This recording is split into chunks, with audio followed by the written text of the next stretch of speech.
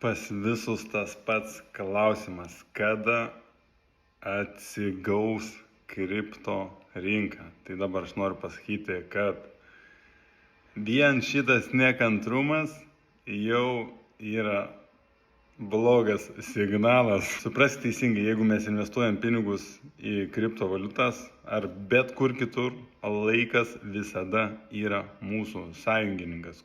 Kuo ilgiau prabus kripto tokiom kainom, tuo daugiau mes galim uždirbti pinigų. Lapkričio pradžiai sakiau, kad darau exit, yra pin postas padarytas, aišku, išsijuokė, sakiau, kad viskas griūs, laikas išeiti.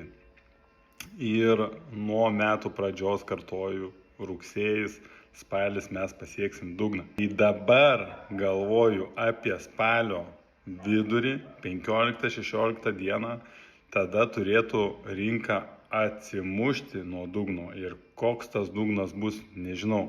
Gali būti tarp 40-50 range'as, gali būti tarp 50-60 range'as. Bet esmė, kad atsimuš ir mes jau pereisim į kitą etapą. Tik turėkit omeny, kad taip greitai neatsistatys viskas. Tiesiog pasikeis kryptis, į kur mes einam. Spalio vidurys bus dugnas. Primenu, investuokit atsakingai, ne finansinis patarimas.